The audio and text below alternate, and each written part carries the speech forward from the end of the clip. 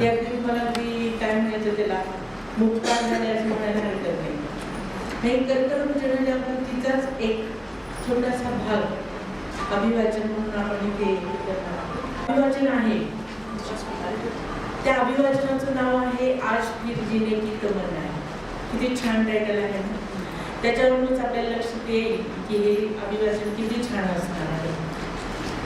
आपण GNM ANM झालेल्या तुमच्या हातामध्ये पूर्ण खेड्यापाड्याचं आरोग्य तुमच्या हातामध्ये आहे.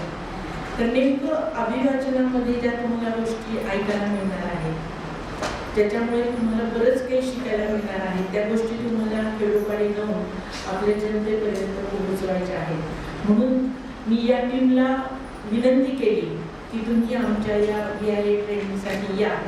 अनायसे इथे आज आपल्याकडे शिबिर पण होणार होतं. दोन्ही काम झाले असते इथे, म्हणून मी त्यांना विनंती केली की आजच्या या कार्यक्रमाला तुम्हाला अगदी चांगला श्रोतृवर्ग देते.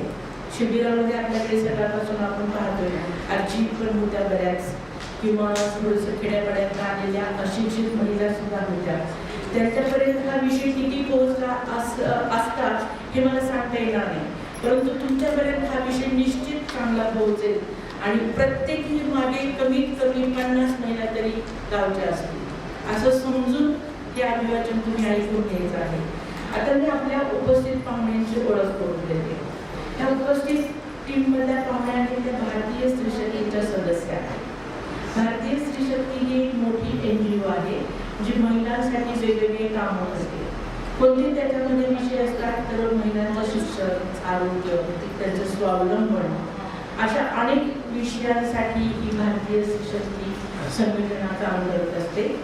त्यापैकी भारतीय स्त्री शक्तीच्या लातूर शाखेच्या सचिव म्हणजे Umatai.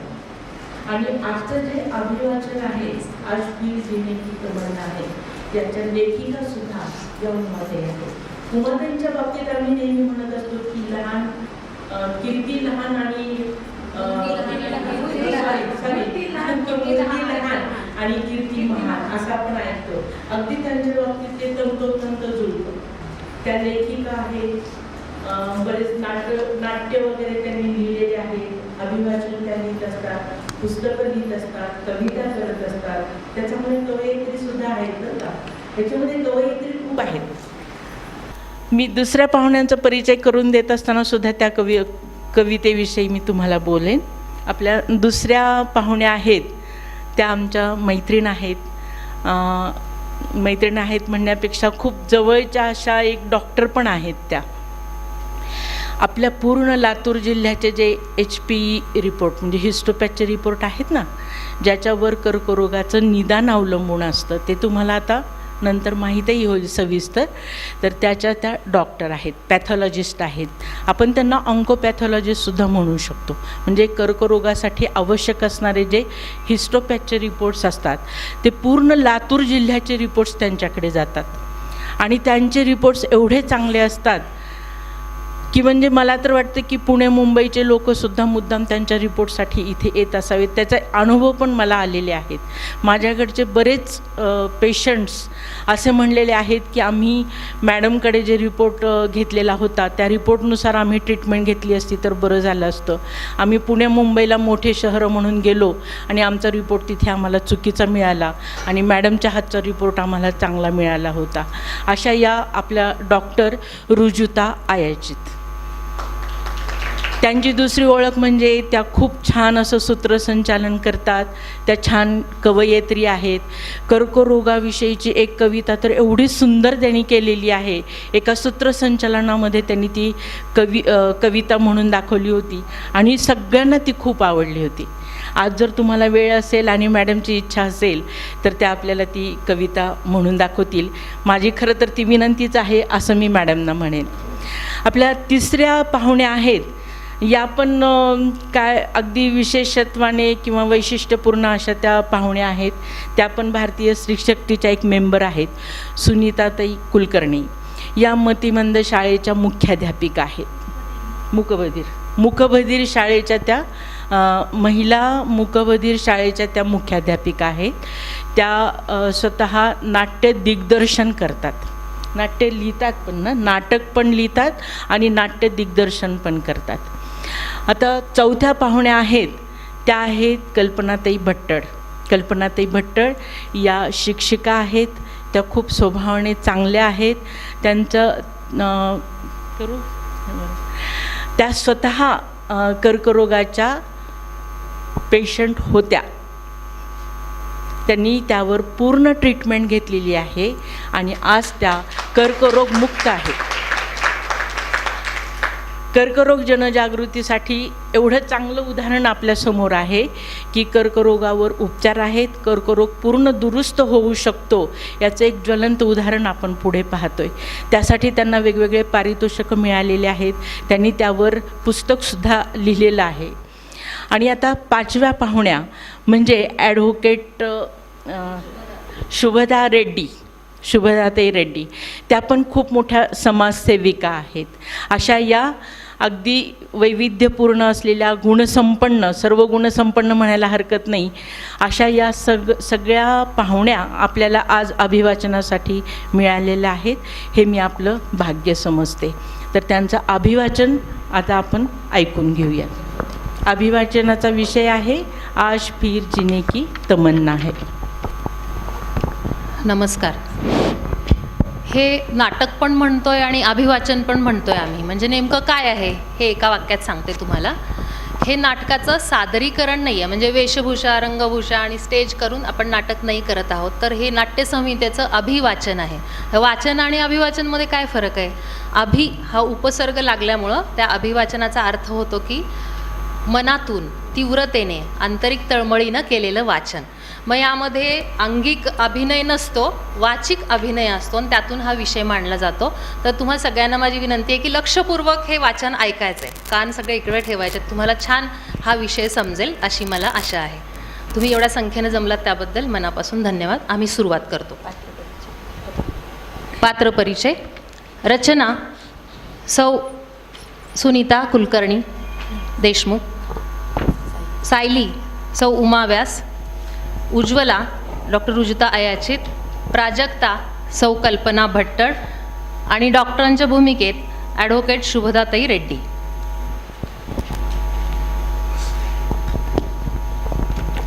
Hello Prajakta, wish you very happy birthday. आम्हा सगळ्यांकडून तुला वाढदिवसाच्या खूप खूप शुभेच्छा बरं का. Thanks madam. वाव, मस्त आहेत हं फुलं, अगदी तुमच्यासारखीच टवटवीत. पण काय गरज होती हो मॅडम या गिफ्टची आणि फुलांची? तुमचा हसरा चेहरा फक्त माझ्यासाठीच नाही तर सर्वांसाठीच सुंदर गिफ्ट आहे. चल ग, काय बोलते काहीतरी. बरं मला असं सांग, डॉक्टर आहेत ना आत? तसा उशीरच झाला आहे मला. बरं झालं आहे तुम्हाला उशीर झाला आहे ते, कारण डॉक्टरांची मीटिंग ठरली ना अचानक. हो का? अर्धा तास तरी चालेल अजून. थांबताय का? वेळ असेल तर. अगं मला काय, वेळच वेळ आहे. आणि गप्पा मारायला आहेत की तुमच्यासारख्या मैत्रिणी, हो ना उज्ज्वला ताई? हो. काय म्हणालात? तंद्री लागली होती हो मला. हल्ली हे असंच होतं. नाही, मी काय म्हटलं माहिती आहे, येऊ का तुमच्याशी गप्पा करायला? अर्धा तास वेळ आहे म्हणे डॉक्टरांना. अरे सायली येणार म्हणाली होती ग प्राजक्ता. येऊन गेली ती. तुम्ही बसा माझ्याजवळ. रचना मॅडम, सायली येईल थोड्या वेळात. तिचं रिसर्च सुरू आहे ना, गाईडकडे काही काम आहे ते उरकून येते म्हणाली. उसना अवसान आणते हो ही पोरगी. आपला आजार काय, आपण करतोय काय, भानच नाही तिला.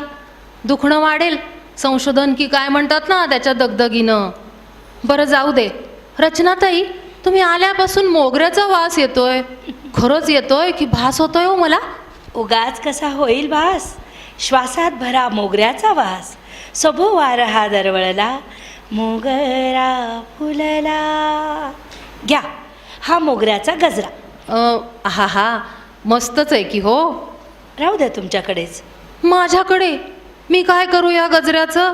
या स्कार्फवर बांधू की स्कार्फच्या आतल्या टकलावर? खूप दिवसांनी अनुभवला हा मोगऱ्याचा सुगंध. या वर्षभरात सगळं जगच बदलून गेलंय हो. किती गर्व होता मला माझ्या लांब सडक केसांचा. त्यावर कधी आबोली तर कधी मोगऱ्याचा गजरा. जाऊ दे, विसरा आता सगळं. आताही फुलांच्या वासानं मन धुंद होतं. पण क्षणभरच. पुढच्याच क्षणी सावध व्हायचं आणि मन दुसरीकडे वळवायचं. वेडेपणा आहे हा तुमचा, शुद्ध वेडेपणा. वेडेपणा? खरंच वेडी झाली आहे की काय हो मी? या आजारासोबत मनोविकारही जडलाय बहुतेक मला. सॉरी हां उज्ज्वलाताई, मला खरंच तसं म्हणायचं नव्हतं, पण थोडं समजून घ्या मी काय म्हणते ते. मला फक्त एवढंच म्हणायचं आहे की आजाराकडे बघण्याचा दृष्टिकोन बदला तुम्ही. मग बघा सगळं कसं छान छान वाटतं की नाही. तुमचा आणि माझा आजार काही वेगळा नाही आहे. आपल्या दोघींनाही आजारामुळे जो त्रास होतो आहे त्यातही काही फरक नाही आहे फारसा. ट्रीटमेंट काय, त्याचे साईड इफेक्ट काय, जवळपास सगळे सारखेच. पण तुमच्या आणि माझ्या दिसण्यातला फरक पाहिलात का? केमोमुळं माझेही केस गेलेच ना, पण मी काय केलं माहिती आहे, स्कार्फ बांधण्याची एक वेगळी स्टाईल केली. त्यामुळे त्याखाली काय दडलं आहे हे पाहणाऱ्याला कळतच नाही. मग हळूहळू येता येतात हा केस मलाही. पण माहिती आहे का, रुपेरी केसांचा बॉयकट मस्त दिसणार आहे मला. खरं ना, मला खूप हौस होती बॉयकटची. आजारपणामुळे पूर्ण झाली. येस, वाईटातून चांगलं घडतं म्हणतात ना, ते हे असं. कसं सुचतं हो तुम्हाला असलं काहीतरी? मला तर या आजाराचे रिपोर्ट आले ना त्या दिवसापासून रोज वाटतंय की आज आपल्या आयुष्याचा शेवटचा दिवस. अरे वा, मग तर छानच आहे की. काय? मृत्यू आणि छान? नाही हो. मृत्यूची जाणीव होणं ही एक फॅन्टास्टिक कल्पना आहे. नाही समजलं मला. कर्करोग म्हणजे मृत्यूची निश्चिती असा समजच काही लोकांनी पसरवून ठेवला आहे. आणि सामान्यांच्या मनात तो इतका खोलवर रुजला आहे की तो शब्द उच्चारताना सुद्धा घाबरायला होतं. मला खरंच सांगा, मुळात इथं बसलेलं किंवा कुठलंही कुणीही अमरत्वाचं वरदान घेऊन जन्माला आलं आहे का? कधी ना कधी ते मरणार नाही आहे का? प्रत्येकाला केव्हा ना केव्हा जायचं हे आहेच. पण गंमत बघा ना, रोगाने झालेल्या मृत्यूच्या जाणीवेनं लोकांना जगण्याचं स्वातंत्र्य अनुभवायला मिळतं. आपण विश्वसनीय आणि अर्थपूर्ण जगणं सुरू करतो.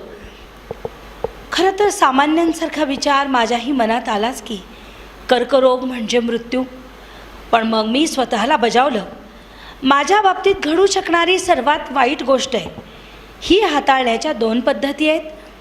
एक तर मृत्यूच्या रांगेतील दुर्दैवी सदस्य म्हणून मुसमुसत जगा, किंवा आपल्या जीवनापासून जास्तीत जास्त जे मिळवता येईल ते भरपूर मिळवा. मग काय, मी दुसरा पर्याय निवडला. आणि आता काय करते आहे माहिती आहे, जे जे काही करायचं राहून गेलं होतं ना ते सगळं करते आहे आता मी. पण तरीही मृत्यू आहेच ना. काय करावं यांना. पुन्हा तेच, कर्करोगाचा शेवट म्हणजे मृत्यू हा समज पूर्णतः चुकीचा आहे. तो पहिल्यांदा मनातून काढून टाका बघू. सगळेच साप विषारी नसतात, पण एखाद्याला बिनविषारी साप चावला तरी तो मरतो. का माहिती आहे? भयंकर विषारी साप चावला या धसक्यानी. कर्करोगाचंही तसंच आहे. असं म्हणणं म्हणजे खोटा दिलासा देणं हे झालं. काय सांगते मी उज्ज्वलाताई, काय तुम्ही. ज्या दिवशी समजलं ना मला, त्या दिवशी आमच्या घरात दुःखाचा डोंगरच कोसळला की घरातल्या सगळ्यांनाच रडू आवरत नव्हतं बघा. माझ्या बाबतीतच का घडलं हो हे? मी काय दारू पिते का गुटखा खाते? स्वच्छतेच्या बाबतीत तर मी जरा जास्तच कडक आहे की. कुळधर्म, कुळाचार, सोवळं ओवळं, दानधर्म कुठंच कमी पडले नाही मी. तरी देवानं मलाच का हो निवडलं? असा कसा निष्ठूर झाला तो? का दोष देतात विनाकारण देवाला? देवाजवळ कसलाही भेदभाव नाही आहे. आपल्यामध्ये आजाराला प्रतिसाद देण्याची क्षमता नाही याची खंत करायला हवी आपण. छे, अशा गोष्टी काही चटकन मनाला पटत नाहीत हो. आजारी झाल्याचं समजलं की भेटायला येणाऱ्यांची रीघ लागली. कोणी तुमच्यासारखं छान छान बोलणार? छे, असे बोलणारे कमीच हो. कॅन्सरमुळे खंगून खंगून मृत्यूपंथाला लागलेल्या रुग्णांची, त्यांच्या असहाय्य वेदनांची उदाहरणं बहुतेक जणांनी सांगितली. आणि रचनाताई, माझे पती तर प्राध्यापक आहेत की हो. तत्त्वज्ञानात डॉक्टरेट मिळवणाऱ्या माझ्या नवऱ्याचं ज्ञान चांगलंच असणार की, पण ते कधी तुमच्यासारखं बोलत नाहीत. उलट खूप खचून गेलेत हो बिचारे. सतत माझा हात हातात घेऊन म्हणत असतात, तू गेल्यावर माझं कसं होईल ग? खरं तर त्यांनी असं म्हणायलाच नको आहे. नाही, त्यांच्या ज्ञानाबाबत शंका नाही आहे मला. डॉक्टरेट आहेत ते, पण त्यांच्या विषयात आधुनिक वैद्यकीय क्षेत्राबद्दल कितपत ज्ञान आहे त्यांना? म्हणजे काय? म्हणजे आमच्याही घरी जेव्हा माझ्या आजाराबद्दल समजलं ना, तेव्हा रडारड, टेन्शन, सुतकी वातावरण अजिबात झालं नाही. थोडं वाईट वाटलं खरं, पण त्यातून कसा मार्ग काढायचा आणि रोगावर कशी मात करायची हेच पाहिलं आम्ही.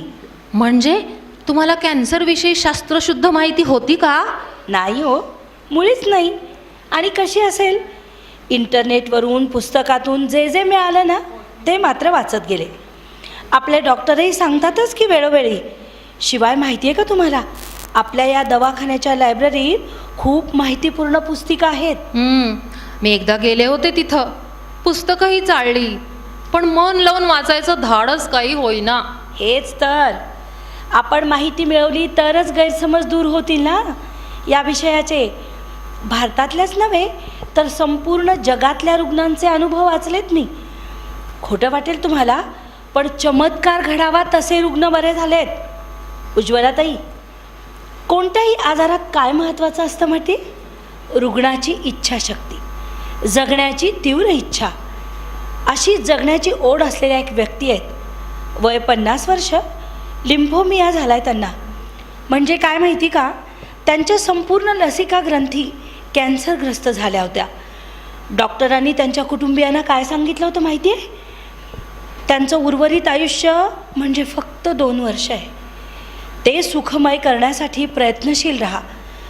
आणि आश्चर्य माहिती आहे, कसं बसं 2 वर्ष जगू शकणारा हा माणूस केवळ इच्छाशक्तीच्या जोरावर आज कॅन्सरमुक्त आयुष्य जगतोय. नुकताच त्यांनी 85वा वाढदिवस साजरा केला त्यांचा. आत कुठे अशी खूप उदाहरणं आहेत जगात. असा चमत्कार आपल्या बाबतीत घडेल का हो? हो, का नाही घडणार? आपल्या मनात काय भावना आहेत यावर आपलं आरोग्य अवलंबून असतं माहिती आहे. लोकांनी चांगलं बोलावं की वाईट हे आपण नाही ठरवू शकत, पण त्यांनी बोललेलं कितपत मनावर घ्यायचं हे मात्र आपण ठरवू शकतो, हो की नाही? मनोबल हा फॅक्टर कोणत्याही रुग्णासाठी महत्त्वाचा असतो. वैद्यकीय उपचार घेतोच ना आपण, पण त्याच्या जोडीला स्वयंप्रेरणा मात्र नक्कीच हवी. Many many happy returns of the day Prajakta. हे तुझ्यासाठी गिफ्ट माझ्याकडून. बर्थडे पार्टी कधी देतेस? आजच देणार होते, पण आज आधीच उशीर झाला आहे ना तुम्हाला. शनिवारी नक्की. त्या दिवशी तुम्हा सगळ्यांना यायचं आहे बरं का. तुम्हाला भेटायला काही मैत्रिणी येणार आहेत. मैत्रिणी? हो, मैत्रिणी.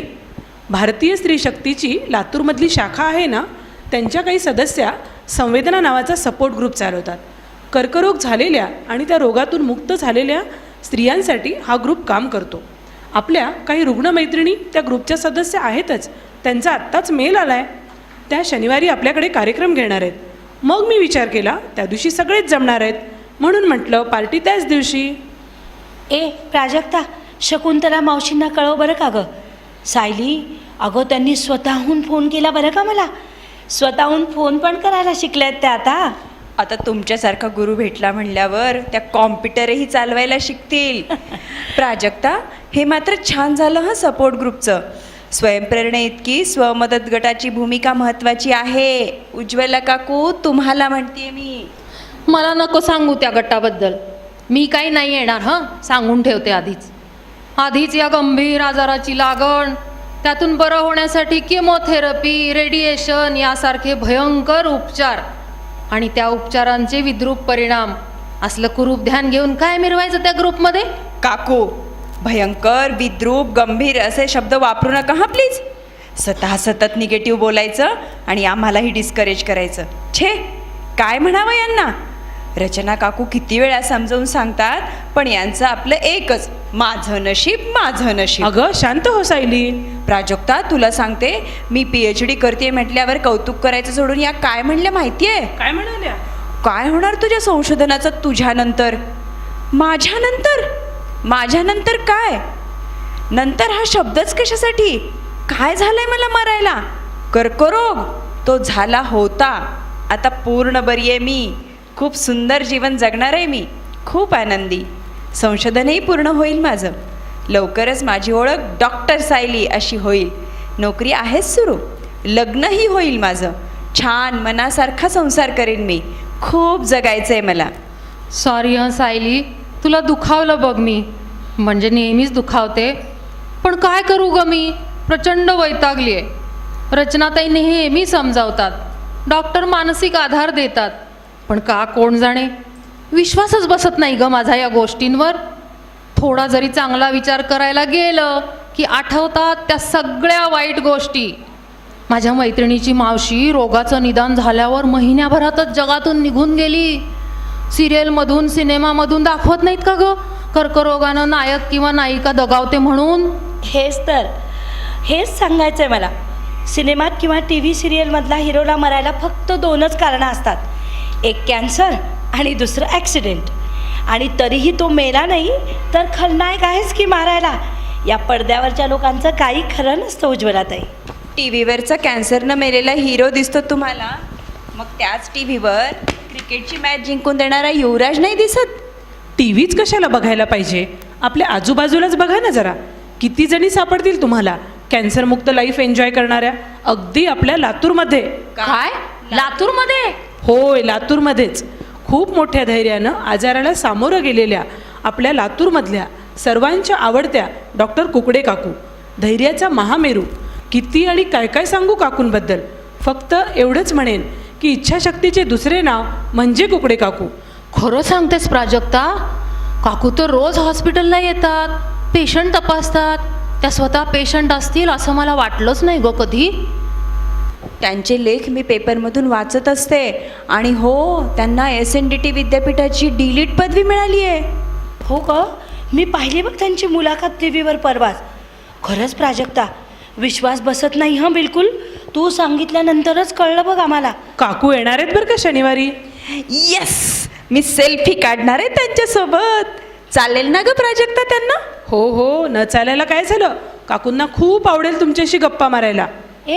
नाव काय म्हणालीस त्या सपोर्ट ग्रुपचं? संवेदना स्वमदत गट. कुकडे काकूंसोबत खूप जणी काम करतात या गटामध्ये. तुम्ही पण आता सदस्य झालात ना की तुम्हीही त्यांच्यासारखंच सामाजिक कामही करू शकाल. काय काय असतं ग संवेदनात? अगं, पुष्कळ कार्यक्रम असतात त्यात.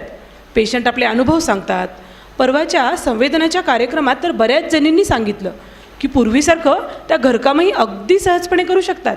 त्या पण येणार आहेत का ग शनिवारी? हो, पण तुम्ही काय विचारताय? तुम्हाला तर नको आहे ना सपोर्ट ग्रुप. नकोच होता, पण तू आत्ता म्हणालीस ना घरकाम वगैरे. घरकाम म्हटलं की लगेच विचार बदलला उज्ज्वलाताईंचा. वीक पॉईंटच आहे बायकांचा घरकाम. सणवार, पाहुणे रावळे यातच स्वतःला गुंतून घेतो ना आपण बायका. आणि मग काय, आरोग्याकडे दुर्लक्ष करतो. त्याचे परिणामही सोसावे लागतात ना मग. खरं तर मलाही थोडा उशीरच झाला तपासून घ्यायला. हाताला गाठ जाणवत होतीच, पण दुखत बिकत नव्हती. म्हटलं होईल कमी आपोआप. चालढकल करत गेले आणि एके दिवशी सहज शिबिरात तपासणी केली आणि निदान झालं. डॉक्टरांनी इतकं छान समुपदेशन केलं, त्यामुळे टेन्शनचा विषय नव्हताच काही. आणि ट्रीटमेंटही वेळेवर घेत गेले. रचनाताई, ट्रीटमेंट घेताना काही काय बोल ना, काय म्हणायचं आहे तुला नेमकं? रेडिएशन सुरू असताना बऱ्याच जणांना त्रास होतो म्हणे ना. उलट्या, जुलाब होतात, मळमळतं. तुम्हाला पण यातलं काहीतरी होतच असणार की. तुम्ही कसं सहन केलं हो हे सगळं? खरं सांगू, होणाऱ्या परिणामांना सामोरं जाण्याची आपल्या मनाने जर आधीपासूनच तयारी केलेली असली ना, तर सगळं काही सुसह्य होतं. डॉक्टरांनी जसं सांगितलं तसं पथ्यपाणी पाळलं मी. कर्करोगाच्या रुग्णासाठी खरं तर ट्रीटमेंटचा काळ कसोटीचाच असतो. आपल्या धैर्याची परीक्षाच असते ती. खरं सांगू का, एका क्षणी मीही खचूनच गेले होते. पण मग मात्र ठरवलं, वेदना सोसाव्या लागणार तर अटळच आहे. डोळ्यात आसू आणण्यापेक्षा होठावर हसू ठेवलं तर कितीसं आयुष्य उरलं आहे आपलं माहिती आहे का आपल्याला. पण जेवढं जगायचं ते हसत हसत जगलं तर काही नुकसान आहे का. आणि मग काय, मनाशी निर्धार केला आणि मग ट्रीटमेंटचा महत्त्वाचा टप्पा पार पाडण्यात अगदी यशस्वी झाले. मला सुरुवातीला फार ताण नाही आला, पण रेडिएशनच्या पहिल्याच डोसला धीर सुटला. 5 जानेवारीला सुरू झालं ना रेडिएशन. मग पुढच्या येणाऱ्या प्रत्येक 5 तारखेला डोसच्या कल्पनेने मी अस्वस्थ व्हायचे, अगदी रेडिएशन संपल्यावरही. मग डॉक्टरांना सांगितलं. त्यांनी मला जाधव म्हणून एक जुने पेशंट आहेत, त्यांच्याशी बोलायला सुचवलं. खरं म्हणजे त्यांना आता पेशंट नाही म्हणता येणार, कॅन्सरमुक्त होऊन त्यांना बरीच वर्ष झाली आहेत. त्यांच्याशी शेअरिंग केल्यानंतर माझं हे अस्वस्थ होणं कुठं पळून गेलं. हो ग, आपलं दुःख कुणाजवळ जरी सांगितलं ना की हलकं वाटतं अगदी. स्वतःला कोंडून घेतलं तर आपल्याजवळ जी ताठ उभं राहण्याची शक्ती असते ना त्याकडेच दुर्लक्ष होतं. गर्दीत माणूस हरवत नाही, एकटा राहिला की हरवतो. म्हणून माणसांमध्ये मिसळायला हवं. आता आपण जवळपास आजारातून मुक्त झालो आहे की नाही, आपणही संवेदना गटात सहभागी होऊया. चला, आपले अनुभव इतरांना सांगू आणि त्यांचे आपण ऐकू. नवीन पण काही शिकता येईल ना मग. आजार, आरोग्य हे विषय तर आहेतच. संवेदना गटात मनोरंजनाचेही कार्यक्रम होत असतात. एखाद्या पुस्तकावर वाचनही होतं. हो ना, अशा गटातून आपल्याला जगण्याची उमेदही मिळते, ऊर्जा मिळते. उज्ज्वलाताई, डॉक्टरांची मीटिंग संपली आहे, तुम्ही जा आधी. बऱ्याच वेळापासून वाट पाहताय ना. या उज्ज्वलाताई, कशा आहात? अचानक मीटिंग ठरली हां. सॉरी, जास्त वाट बघायला लागली का? डॉक्टर, अहो तुम्ही नाही, मीच सॉरी म्हणायला हवं ना. ते कशासाठी? तुम्ही मला आजारातून लवकर बरं होण्यासाठी नेहमी मदत केली. रुग्णांच्या उपचारापलीकडं जाऊन त्याचं समुपदेशन करणं हा काही व्यवसायाचा भाग नाही तुमच्या. पण किती आत्मीयतेनं तुम्ही मला सांगितलं. तसं नेहमीच सांगता, पुस्तकं वाचायला सांगता, पण दरवेळी मी तुमचे मुद्दे खोडून काढले. लायब्ररीकडं तर कधीच वळले नाही. माझा आजार पूर्ण बरा होऊ शकतो हे तुम्ही सांगत राहिलात आणि मी मात्र माझ्या मतावर ठाम राहिले. पण तुम्ही माझ्यावर कधीही न चिडता धीर देत राहिलात. माझ्या या हट्टी वागण्यातून तुम्हाला कळत न कळत त्रास झालाच असणार की. त्याबद्दल खरंच मनापासून सॉरी. हां. हे काय उज्ज्वलाताई, सॉरी कशासाठी? माझ्याकडे हर तऱ्हेचे पेशंट असतात. व्यक्ती तितक्या प्रकृती म्हणतात ना, अगदी तसं. आणि कुठल्याही दोन पेशंट्समध्ये साम्य नसतं. मी माझ्या रुग्णांकडे व्यावसायिक दृष्टिकोनातून पाहतच नाही. डॉक्टर आणि रुग्ण यांची परस्पर गुंतवणूक महत्त्वाची. तुमच्याशी संवाद साधताना आधी तुमची मानसिकता मी समजावून घेते. त्याशिवाय अपेक्षित परिणाम कसे दिसणार? बरं, ते जाऊ द्या. आता कसं वाटतंय तुम्हाला? हं? म्हणजे तुमच्या आजाराबद्दल? तुमचं म्हणणं की नाही हळूहळू पटतंय मला. मीही आजपासून प्रयोग करायचं ठरवलं आहे. टेन्शन नाही घ्यायचं, नाही कुणाला टेन्शन द्यायचं, मजेत जगायचं, हसत जगायचं. अरे वा, एकाएकी हा बदल. हो, रचनाताई नेहमी असं सांगतात. त्यांच्याशी आत्ता बोलत होते ना. डॉक्टर, मला अजून एक प्रश्न विचारायचा आहे हो. खरंच मनाचा आणि आजाराचा काही संबंध असतो का हो? अगदी खरं आहे, अर्थातच असतो. सिग्मंड फ्रॉइड या जगद्विख्यात मानसशास्त्र काय सांगतो? मनाची शांतता शरीराला जगण्याचा संदेश देते. म्हणून मी सर्व रुग्णांना हेच सांगते की कुठल्याही परिस्थितीत मनाची शांतता ढळू देऊ नका. सायलीला पाहताच ना तुम्ही, हळूवार स्वप्न बघायच्या वयात तिला या आजाराला सामोरं जायला लागलं. विलक्षण धैर्य घेऊन ती या सगळ्या गोष्टींशी लढली. तिच्या या खंबीरपणामुळेच अपेक्षेपेक्षा खूप लवकर ती बरी झालेली आहे. हा चमत्कारच म्हणा ना. असा चमत्कार माझ्या बाबतीत शक्य होईल का हो? खरं सांगू का उज्ज्वलाताई, अशक्य हा शब्द तुम्ही काढूनच टाका तुमच्या कोशातून. प्रत्येकाच्या मनात एक आंतरिक इच्छा असते आणि या शक्तीमुळेच चमत्कार घडतात. दुरुस्त होणार नाही असा कुठलाही रोग नाही. दुरुस्त होत नाही ती आपली मानसिकता. ठीक आहे डॉक्टर, मी आता आशावादी व्हायचं ठरवलं आहे बरं. त्यासाठी मला तुमची आणि रचनाताईंची मदत लागेल. म्हणजे तुम्ही असताच माझ्यासोबत. आणि आणखी एक महत्त्वाचं, मी संवेदनाची सदस्य पण होणार आहे. अगदी मनापासून सांगते. डॉक्टर, अजून काही सूचना असतील तर सांगा ना मला. म्हणजे संवेदनाच्या कार्यक्रमाला येत आहे ना, त्यावेळेला तुमच्या पतीला आणि मुलाला घेऊन या सोबत. का? कशासाठी? आजार तर मला झालाय ना हो. उज्ज्वलाताई, तुम्ही बदलायचं ठरवलं आहे हे खूप छान, पण सोबतच कुटुंबियांनीही बदलायला हवं. त्यांची भूमिका ही तितकीच महत्त्वाची ठरते. अशा संवेदनाच्या कार्यक्रमातून रुग्णांचे अनुभव, त्यांच्या नातेवाईकांचे मनोगत असं ऐकून खूपसे गैरसमज दूर होतात. रुग्णाला कशाप्रकारे धीर द्यायचा हे सगळं कळेल तुमच्या घरच्यांना. लक्षात आलं माझ्या आता. रचनाताईंच्या पतीच्या खेळकर स्वभावाकडं पाहून मला वाटायचं ह्या माणसाला बायकोच्या आजाराबद्दल काहीच कसं वाटत नाही. सायलीच्या बाबांचा हसतमुख चेहरा पाहिला की चीडच यायची. आणि माझ्या बाबतीत तर अगदी उलट. आमच्या ह्यांना सतत माझी काळजी हो, मुलाचंही तसंच. त्याच्याकडं पाहून मी अस्वस्थ व्हायचे. पण आता कळून आली आहे माझी चूक. देर आहे दुरुस्त आहे. तुम्ही प्राजक्ताकडून संवेदनाचे सगळे डिटेल्स घ्या. पथ्य, पाणी, औषधं आपली पहिल्यासारखीच.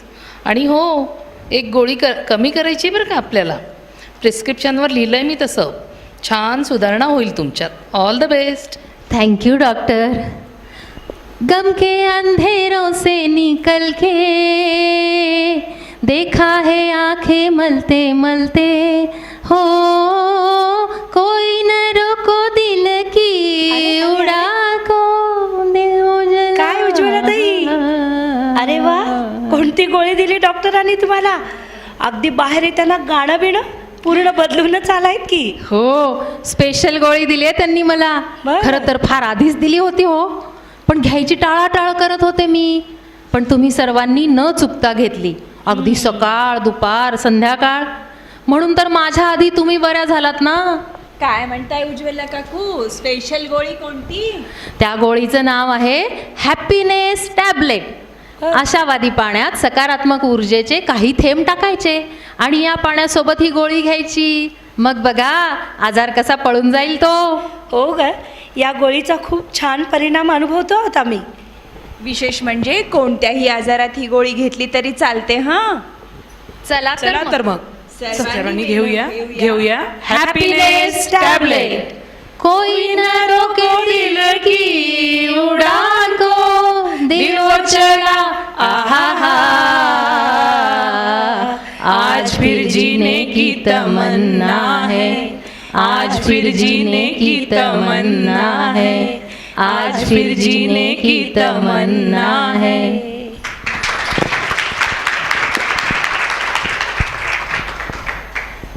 एक विशेष गोष्ट म्हणजे आत्ता मीरा नागावकर मॅडमनी सांगितलंच, या नाटकातील ही आमची मैत्रीण जिचं नाव आहे कल्पना भट्टळ, नाटकातली प्राजक्ता. नाटकातल्या नावाप्रमाणेच प्राजक्ताच्या फुलाप्रमाणे टवटवीत आणि प्रसन्न चेहरा असलेली. तिनं स्वतः कॅन्सर ट्रीटमेंटचे सगळे टप्पे पार केले. शस्त्रक्रिया, रेडिएशन आणि किमोथेरपी, तेही न रडता, कधीही न खचून जाता, अतिशय धैर्यानं आणि अतिशय प्रफुल्लित राहून. तिच्याकडे बघून वाटते का हो ती कॅन्सर पेशंट आहे म्हणून? तिच्यासाठी एकदा जोरदार टाळ्या होऊन जाऊ. तिचा अनुभव काही शब्दात ती तुमच्यासमोर मांडणार आहे. मागच्याच वर्षी फेब्रुवारीमध्ये मला कॅन्सर डिटेक्ट झाला आणि झाल्यावर मला आम्ही आधी आज फिर जीने की तमन्ना आहे हे आमचे आधी 10 प्रयोग झालेले होते. आणि माझ्या बाबतीत असं झालं की देवाने मला संकट नंतर दिलं, मार्ग माझा आधीच तयार होता. आज फिर जीने की तमन्ना ह्या नाटकामध्ये फार अचानक माझी एंट्री झाली. एक पात्र अचानक कमी पडल्यामुळे मला घेतलं गेलं, पण मला पुढे हे होणार होतं असं मला वाटलं म्हणून मी त्याच्यात आले. आणि त्याच्यामुळे माझी हे जी पूर्ण ट्रीटमेंट ही अतिशय छानपणे पार पडली. आणि ह्या ट्रीटमेंटच्या काळामध्ये या सर्व मैत्रिणींनी मला एवढा धीर दिला.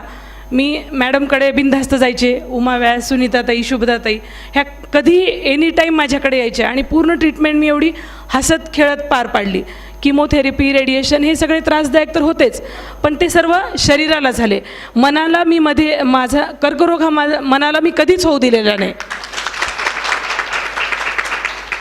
आणि या ट्रीटमेंटच्या काळातसुद्धा मी स्वतःला सारखं एंगेज ठेवलं की त्या आजाराकडे दुर्लक्ष करण्यासाठी. मी भरपूर पुस्तकं वाचली. मी स्वतः 2दा MAची परीक्षा दिली आणि दोन्ही परीक्षेत मला 70% आलेले आहेत. एका आत्मचरित्राचं मी शब्दांकन केलं आणि एका माझी स्वतःची डायरी पण लिहिली आहे, जी की आता मी प्रकाशन करणार आहे. म्हणजे सांगायचा हेतू हाच आहे की कर्करोग हा सर्वसामान्यांसारखाच आजार आहे आपल्याला, पण तो शरीराला होतो, मनाला फक्त लागू देऊ नका. आणि हसत खेळत जर आपण हा पार पाडला तर कुठलाही रोग आपल्या शरीराला होऊच शकत नाही. आणि ह्या मेन म्हणजे जीने की तमन्नामुळे माझ्या आयुष्यात फार बहार आलेली आहे. मला एक प्रश्न विचारायचा आहे की जीने की तमन्नामधले नेमके कुठले वाक्य तुम्हाला प्रेरणादायी ठरले, जे नेहमी तुम्हाला आठवतात? मला जेव्हा हे झालं, मी आवर्जून, आता जिने की तमन्ना तर मी आम्ही वाचायचो करायचो, मी मुद्दाम CD लावून माझ्या मिस्टरांनी वगैरे मला ती ऐकवली आणि त्याच्यामध्ये रोल होता रचनाताईंचा.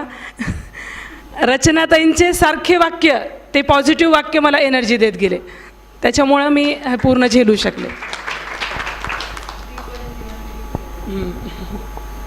आणि बॉयकटची हाऊस होती का तुम्हाला? हो, होतीच अर्थातच. आणि या पूर्ण ह्याच्यामध्ये माझ्या कुटुंबियांचा सपोर्ट फार महत्त्वाचा होता, कारण आपण त्यांच्याशिवाय पुढे काहीच करू शकत नाही. एकदा जोरदार टाळ्या पुन्हा एकदा कल्पनासाठी. आणि एक जण कोणीतरी येऊन प्रातिनिधिक स्वरूपामध्ये हे नाट्यवाचन कसं वाटलं ते आवर्जून सांगावं.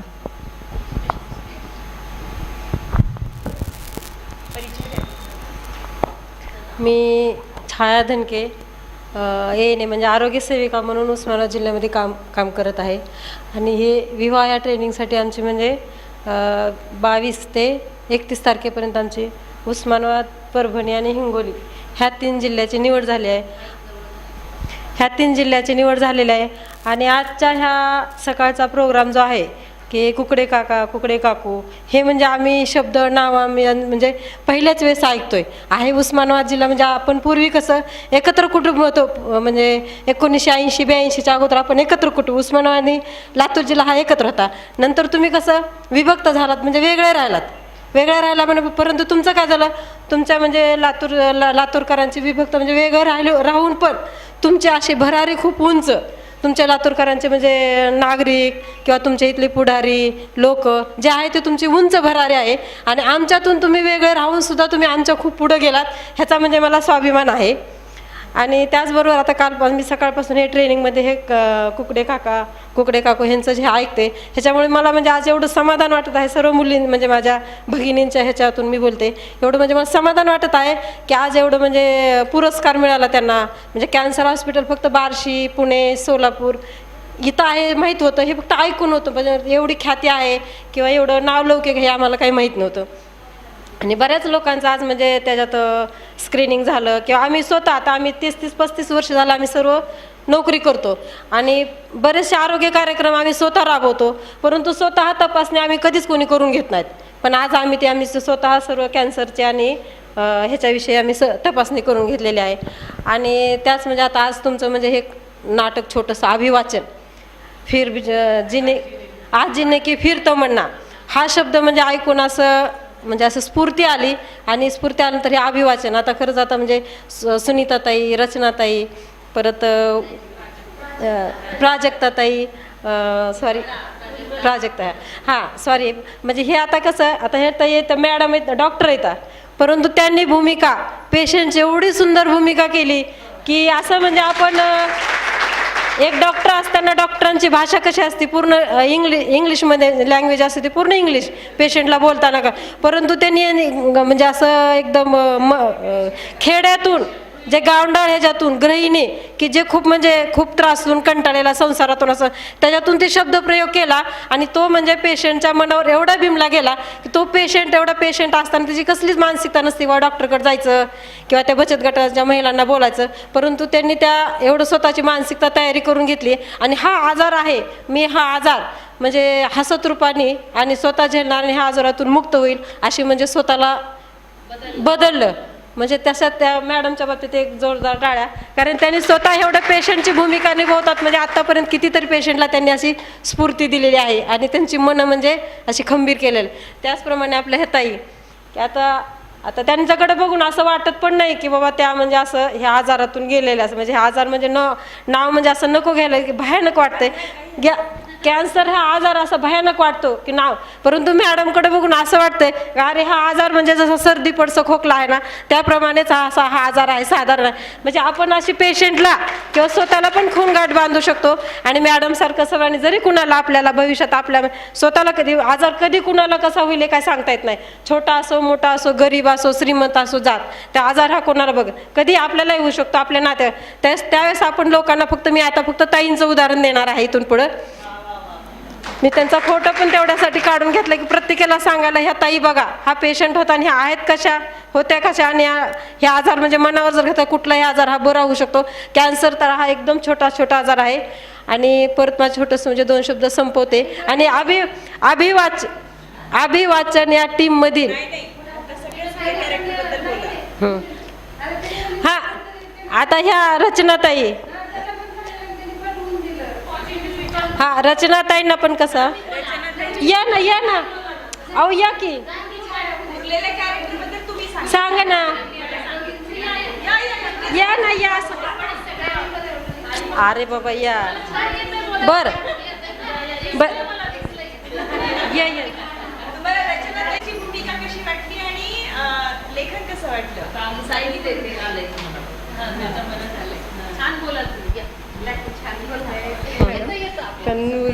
थोडं आम्ही दोघी तिकडे उभारून बोलतो मॅडम.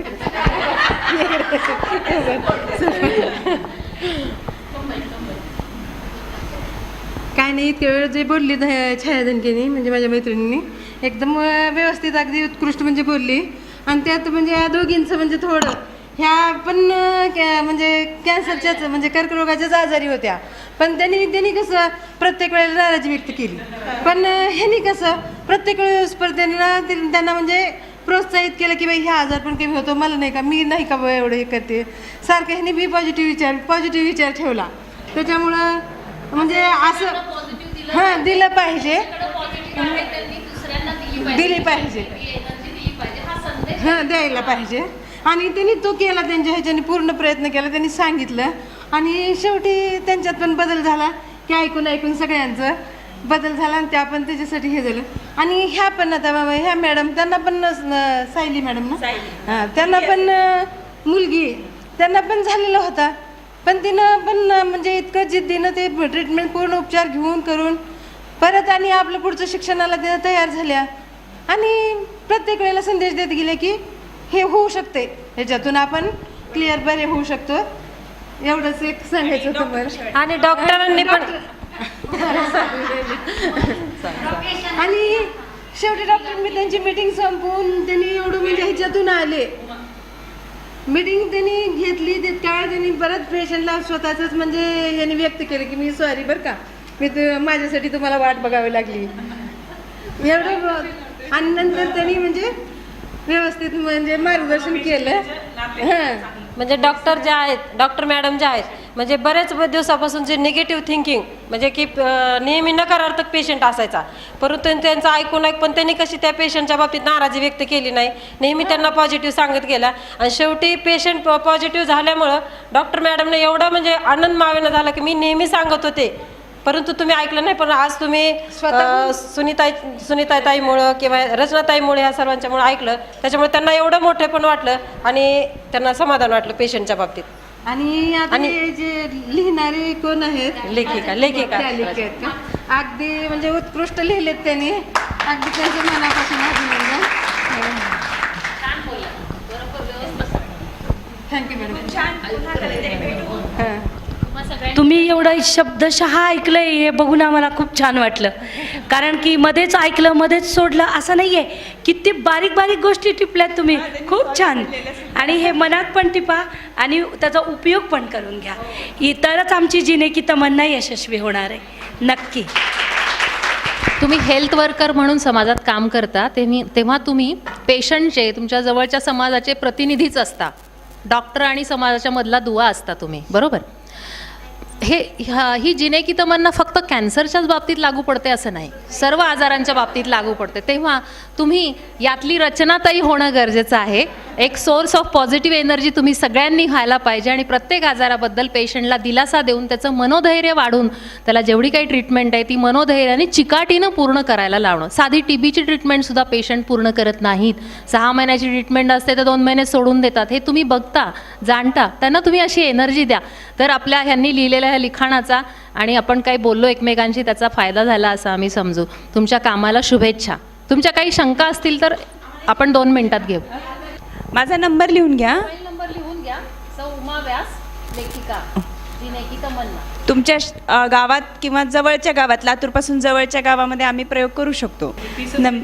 नंबर लिहून घ्या. 844-644-3499. 844-644-3499. उमा व्यास.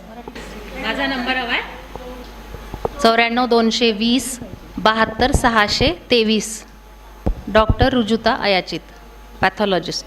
मला कॅन्सर कसा दिसला ते सांगते. 2 मिनिटाची कविता आहे. तुमचा फार आग्रह आहे म्हणून, नाही तर तुमचा वेळ घेतला नसता. हां, कवितेचं नाव आहे कॅन्सर माझा लाडका. कॅन्सर माझा लाडका आहे. लाडका आहे की दोडका मलाच कळत नाही, त्याच्याशिवाय एकही दिवस मला करमत नाही.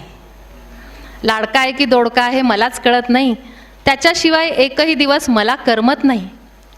त्यानंच मला शिकवलं त्याला कसं ओळखायचं ते. त्यानंच मला शिकवलं त्याला कसं ओळखायचं. अनेक बुरखे फाडून त्याला पुराव्यानिशी पकडायचं. जायबंदी केल्यावर शरण तर येतोच. जायबंदी केल्यावर शरण तर येतोच. सर्जनकडे शिक्षा हेही तो जाणतोच. सर्जनकडे मृत्यूदंड हेही तो जाणतोच. पण कधी कधी खोल खोल त्याला लपायलाही आवडतं बरं का. कधी कधी खोल खोल त्याला लपायलाही आवडतं.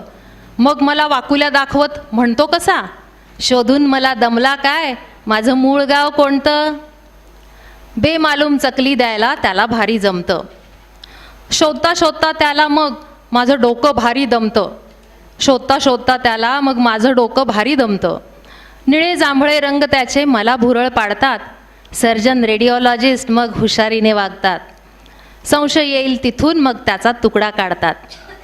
बुरखा घालून लपून छपून बसली होती स्वारी. पर्दाफाश करतो त्याचा पॅथॉलॉजिस्ट भारी. गप गुमान निघून जा आता, गप गुमान निघून जा आता, सर्जन फरमान काढतात. उरली सुरली आशा त्याची ऑन्कॉलॉजिस्ट संपवतात.